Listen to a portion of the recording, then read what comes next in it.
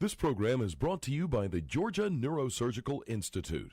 For over 50 years, rendering neurosurgical care to patients of all social conditions, treating complicated problems involving the brain, spine, spinal cord, and peripheral nerves, endeavoring to encourage quality care, medical research, innovation, and education on a local, national, and international basis.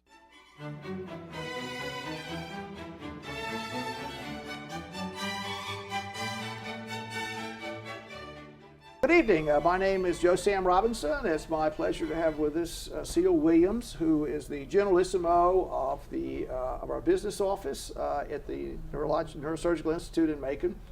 Welcome, Ceil. Thank you, Dr. Robinson. So you get a chance to see me in person jumping around in Macon, is that correct? Oh, yes. You do?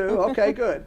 So right now, I would say the reason we're going to have our little chat tonight is I think the American people need to understand some of what goes on in regards to the way billing occurs and what impact the Affordable Care Act might have on that arrangement.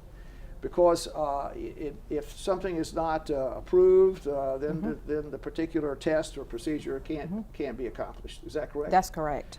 Well, let's start talking about that. Okay. Now, let's suppose that we have let's say a Medicaid patient. A Medicaid patient comes in, and in the past, supposedly what occurred was almost anything that was ordered could be accomplished. Is that a fair statement? Several years ago? Pretty much, yes, sir. Yes, sir. And so the way there was not any kind of limit to the sort of test that could be done or the procedures. That's correct. And what was going on is the government tremendously undercompensates that.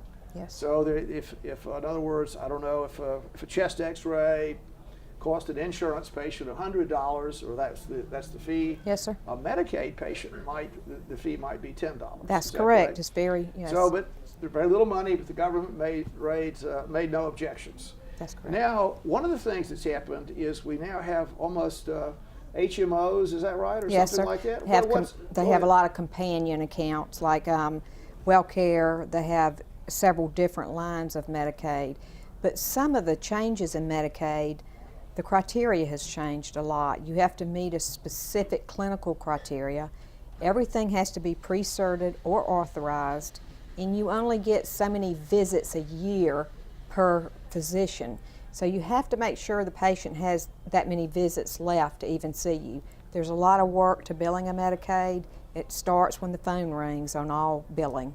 When the phone rings, you have to make sure you get the correct insurance, and you have to verify all that. So even before the patient gets there, all that has to be done. So one of the things that's going on now is the administrative cost. Yes, sir. So we're trying to make the most efficient healthcare system as possible. Right. So we're going to just go through a few different insurance classes and just kind of explain to our audience some of what goes on, I guess, behind the scenes in a doctor's office. So we have the Medicaid patients.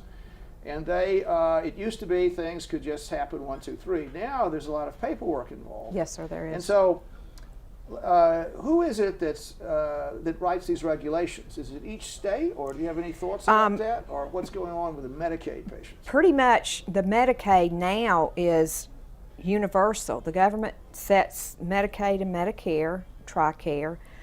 You do have state regulations. Federal regulations outweigh state regulations. Yes. But each insurance company has their own contract, and the way we do with Medicaid. Yes. So insurance companies are involved with Medicaid. To an extent, they have like a companion account. Yes, sir. That's correct. Right. So they're kind of they're the emissaries of the government in a way. Yes, sir. To regulate the health care that the Medicaid patients receive. Yes, sir. That's correct. And is the thrust to diminish the expenses of the treatment?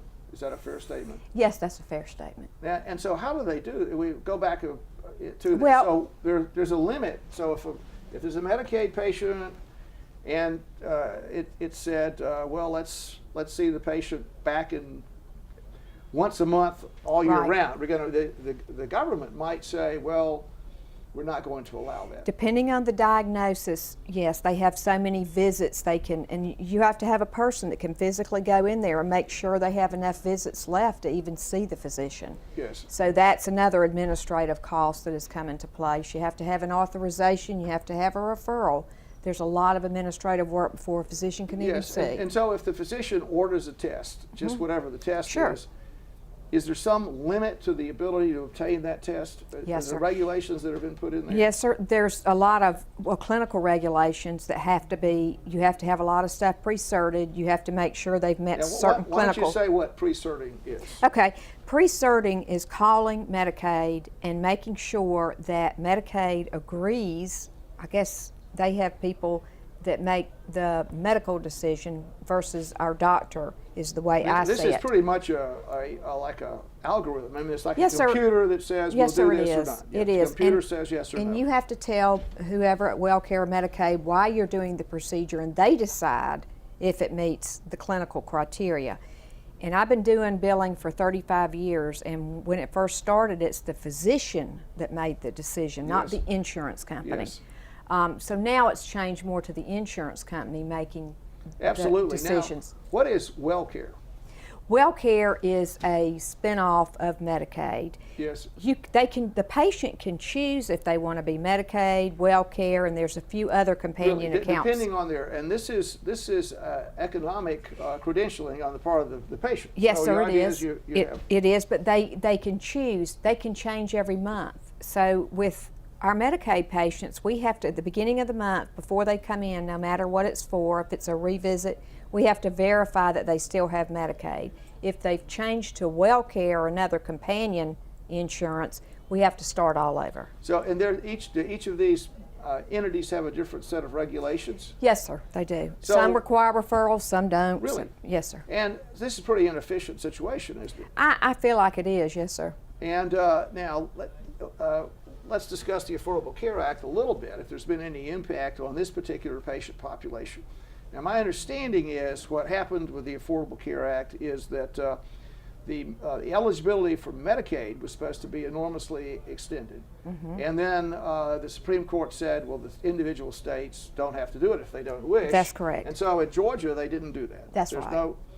So we have the same population group that we've had before Yes, with sir. a lot of regulations. Have you detected any new restrictions on treating Medicaid patients recently?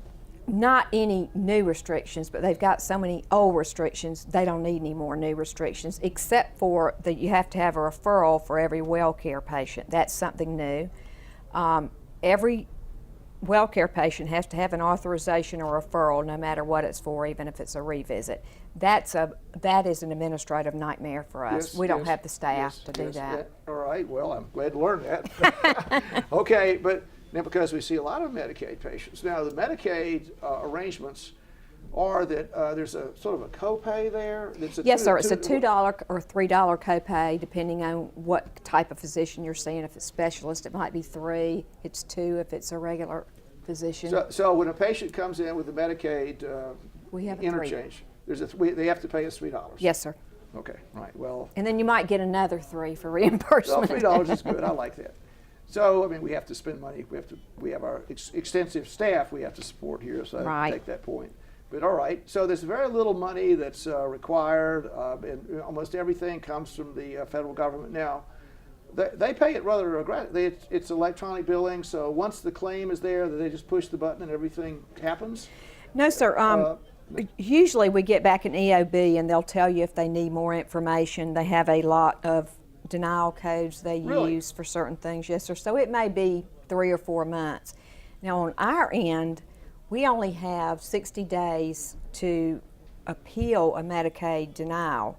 You have to file it within 60 days. Yes. You have 60 days to appeal it.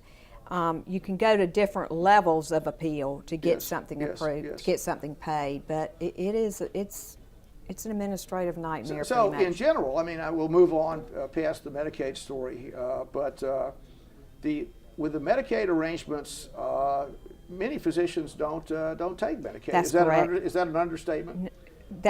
many physicians don't take Medicaid, Medicare, or go in TRICARE anymore because they're so difficult. They don't have the staff to do the. So what we have is we have an enormous administrative burden. We do. That's been placed on the physician, and in general, I mean, I guess no surprise to the public, I guess the expenses of running an office or running a practice, if it's a complete Medicaid population, it's extremely difficult to get that. Yeah, you would hope you would get some kind of funding from the government for being strictly a Medicaid. Yes. Yeah. And I would say, I mean, at least that's at the Institute, we really take all comers. We take Yes, Medicaid we do. patients. We look after everyone. It's our moral responsibility to do that. Right. But it's a difficult situation, It is. it's not going to be made any better by increasing government regulations. No, Is that sir. a fair statement? That is a very fair statement. Right. So that's kind of the story about that. Let's move on to some more insurance classes. Now we have let's try Medicare. Okay. Now I think many people that have Medicaid, I guess the thought on the street is that, well, okay, Medicaid patients are having increasing difficulties seeing people. Medicare patients are also starting to encounter such difficulties. What is the difference between the regulations, the billing, the whole story about how to process claims for Medicare compared with Medicaid?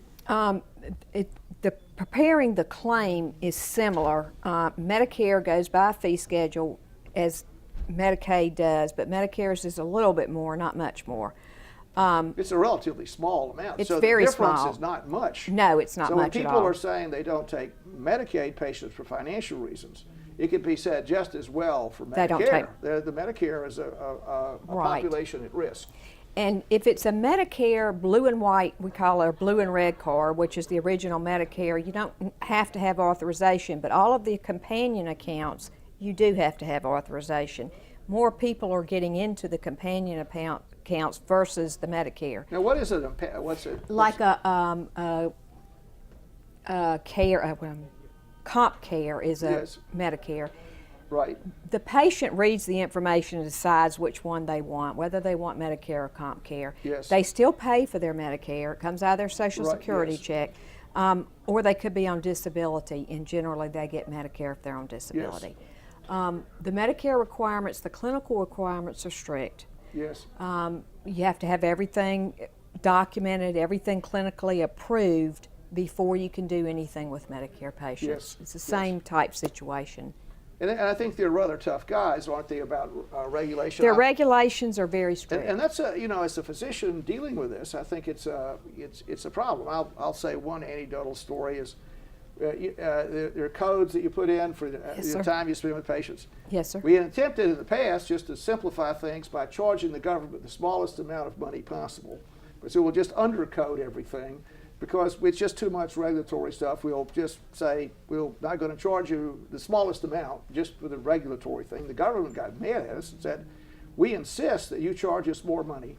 Yep. And that you fill out every form, and they just wouldn't let us not do what that. you wanted to do. Which was Yes. charge the government less money. They wouldn't let that happen. That's correct. And it's by times, how much time you spend with the patient. Denials are very hard with Medicare, and they come back and get money from you after the fact. For instance, 2 years ago, they put into practice radiology could not be done. You couldn't do 2 tests and be paid 100% on both tests. Yes. You know, if you have a plumber, they don't tell you, I'm going to fix your sink for right. 100%. I'm only going to charge you $50 for your toilet. Right. But Medicare does. If you do this, I'm going to pay you at, this percent, and Right, if you do right, anything right, else, it's half. right, okay. And they come back and recoup those monies if they made a mistake. Right. So that's an issue. It's hard to regulate what your income's going to be with Medicare. Yes, and so it also exposes the physician to just all sorts of onerous regulations and government. All these programs do government threats. You better do this. You better do that. We have to do it this way. We have to do that way. And one of the other things happening, I think, with this patient group is the electronic medical records. Yes, Can sir. you talk about that? What is Sure. that, and what's the government doing with that? Electronic medical records is a system where when the physician sees the patient, they put their dictation in the system, and it's supposed to give you a CPT code for that. Now, what's a CPT code? A CPT code is a procedural code that represents the type of procedure the physicians do. And like if it's an office visit, right, and they yes. all have categories. It flows through here, but EMR has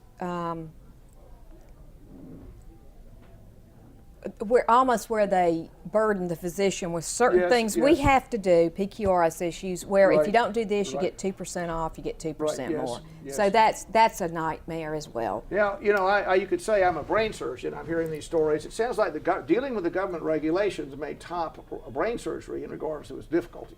And are things getting more difficult out there? I believe they are, yes, sir. Now, have we seen anything since the Affordable Care Act happened? Has anything happened? Do we expect things to happen with this population? Obamacare has been not as active as I thought it would be. Thus far.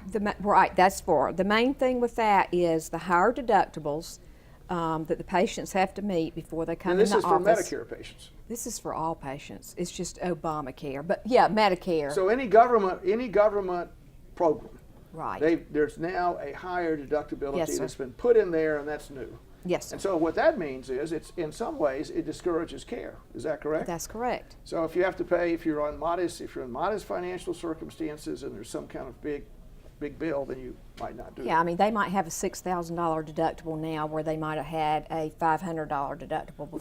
Can you see anything else that's happening acutely with this patient group?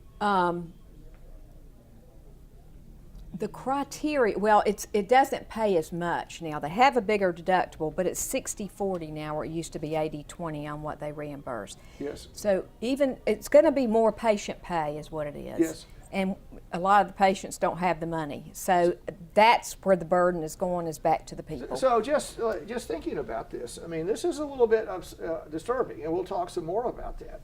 The idea is that the Affordable Care Act was supposed to allow all Americans easy access to health care. Correct. And you could say the quid pro quo there was the standard of health care was going to be the same or better. And there are lots of questions about this. And one of the things also that's happening is a huge amount of money is being shifted out of the Medicare into other baskets. And I think this is one of the things that's happening. So that's an issue. Okay, we're continuing to just go along with the, I don't think the general public understands how complicated all this is, and some of the burdens that are just in the healthcare system. Right. Well, okay, now we could talk a little bit, I guess, about private insurance. We may talk a little bit about government programs, but private insurance, what's going on with that? Just tell me about private insurance and some of the intricacies about billing private insurance. One issue with private insurance companies is they are not bound by antitrust laws, and physicians are. So if an insurance company sets up a fee schedule, which is the only way you're going to get into a private insurance is if you take their contract. Yes. Okay, so they set up a fee schedule. They're allowed to talk to each other about their fee schedules, but we can't talk to anybody. So that's not a fair playing field to begin with. Right, okay. Yes. They all have contracts, they all have fee schedules. You bill according to what AMA guidelines are, and you're being paid based on what their allowable is. Yes. So again, they're making the decisions instead of the physician. And so is the same kind of warfare take place if the doctor wants to do this or that? The insurance companies may or may not approve it? Yes, sir, that's correct. That's correct. Now, they are more open to peer-to-peer review than the governments are. The government payers are. Now, are the insurance companies under some special, I guess, legal restraint about what they do for their insured people? They're supposed to provide insurance. Is there some way to, if something happens, is the state insurance commissioner watching this? The state insurance, you have to turn in the records to that state insurance commissioner with a lot of documentation for them to act, and it has to be, it can't be a self-insured insurance company. It has to be like a United Healthcare or Blue Cross. Yes. And the insurance commissioner will help you with it. And that's where you turn your worst cases over. We try to work them out without going through the insurance commissioner unless we consider it fraud. And so this is a burdensome, difficult thing to do right now. Is that a fair statement? Yes, sir. Just going through the battle with different insurance companies or the government about rendering care for patients. Yes, sir. And so it is certainly possible that this can be sort of a pseudo-rationing. So is that a fair statement? Yes. So if the government says we're going to, or the insurance companies acting as surrogate agents of the government, say, well, you know, we'd like to take out your brain tumor, but you have to have 3 months of conservative therapy or whatever the story is, or we're not going to pay for it. And that's a very huge disincentive for care. How about getting these patients access to a hospital? Do hospitals say this is not an approved kind of thing? They have the same criteria. I mean, they can admit them if they're a certain level hospital, but they have the same criteria as the physician as far as meeting an approval. They can get an admission done, but the physician's still limited to what he can do. They have utilization review at the hospital, or we don't, so they can go halfway through the visit and get something pre-certified. We don't have that option. So it's quite a struggle to do this. Yes, it is. Now, what kind of impact do we see happening with the Affordable Care Act in general?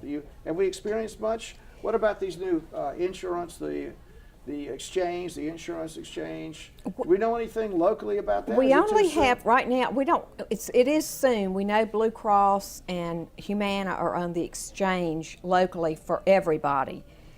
But the website, they're having a problem with the website, so people have a hard time getting registered for it. But the main things we know about the exchange is the cost of it.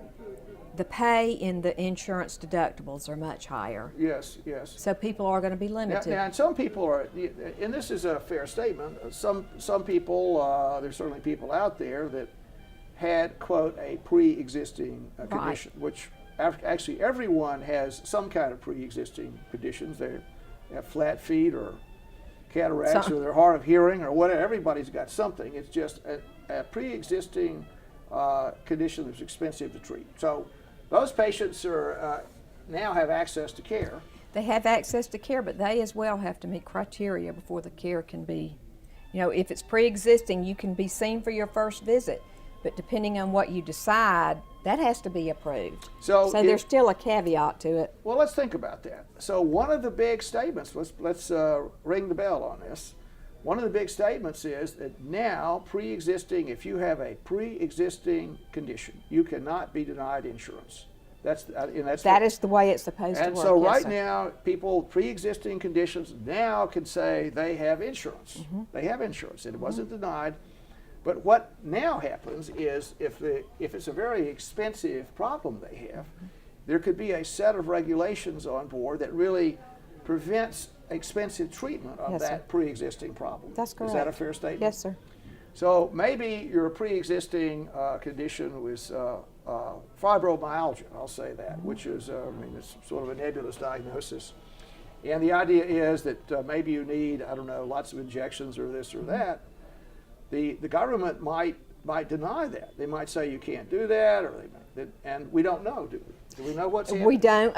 We're not sure about that at this point, but I do know the criteria for everything has gotten stricter. Now, let's discuss criteria. Okay. And so, at least my knowledge of this is that a lot of the ways that the American healthcare system is being orchestrated is based on the clinical criteria that exist either by the government or by insurance companies. Correct. And this criteria, I think that's a fair statement, is not what you'd call routinely peer-reviewed. Not routinely peer-reviewed. I know that's true for the insurance companies. Right. Is that correct? Yes. So if you said, well, there's a person with an unusual brain tumor, we want to do something about this, and the insurance company may say, well, this doesn't meet X criteria, and if we were to challenge that, there's not the evidence and the methodology by which that criteria has been established is not firmly known, nor have people vetted it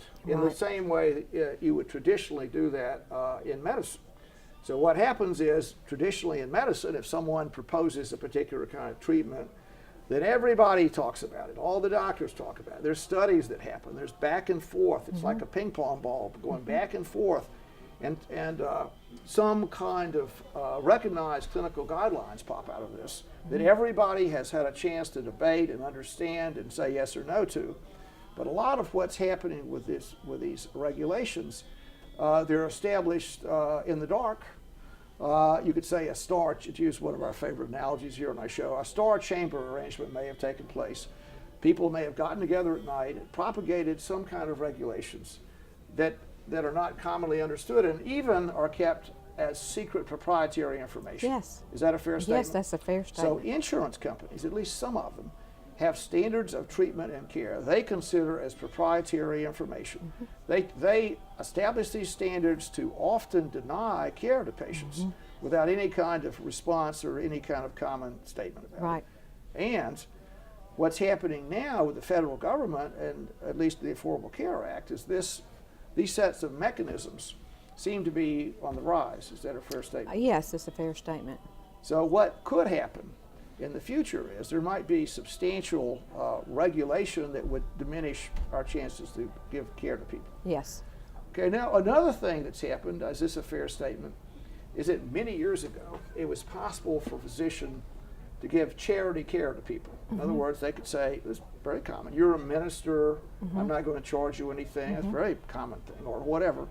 Are there problems with doing that now? Yes, sir. There's certain things that the government looks at as far as charity care. With Medicare now, if you're going to write somebody to bad debt or you couldn't get a copay, they want you to do a cost report at the end of the year and turn it into them to let them see if you should be reimbursed for what you sent to bad debt.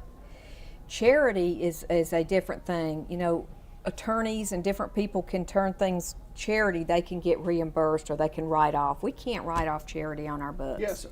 So we're just out. But can we do it? Can we do it? We can do some of it, but not everything. Not everything, and you have to be very specific about why you're giving the charity. Just because it's a worthy person, a poor person needs help? You have to prove that. You have to prove that. You have to show the financial income and why you're doing it. Yes, sir. So you just can't say, I've decided, you're a worthy person, I'm just not going to charge you. No, sir. We have to go through the financial information first. Which is expensive, which is difficult. And usually I use the hospital for that, which is, they do that first. Well, that's that's quite a story. Now, let's talk about another insurance class as we're getting near the end of our little interchange. Those are people that are illegal immigrants in the country. Now, we have a lot of those patients, do we not?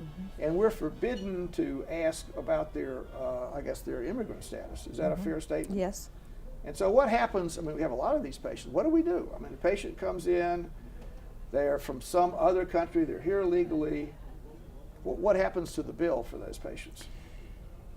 Some of those patients, if they don't have a Social Security number, to be real honest. Suppose they have a false security. If they have a false Social Security number and we can identify them, the bill goes to them. They're self-pay, and we're at the mercy of that person. So we're probably not going to be paid. We're not going to be paid. And the story is my understanding is that this group of people have been, quote, denied access to the Affordable Care Act. So specifically in there, the idea is you're going to extend health care to everyone, at least that story that's out there.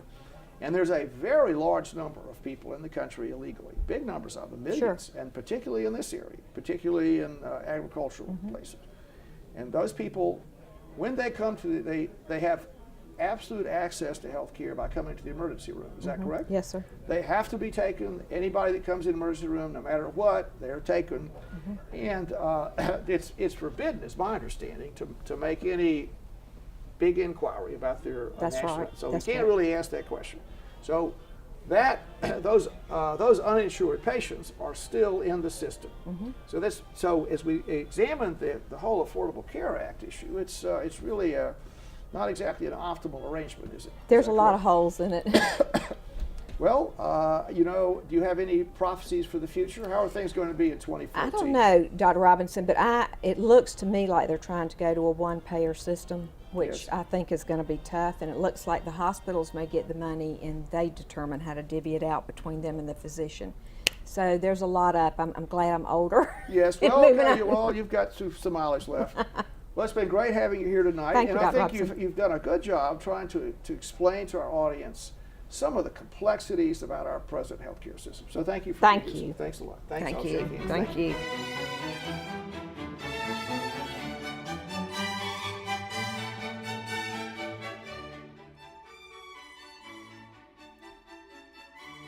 This program is brought to you by the Georgia Neurosurgical Institute.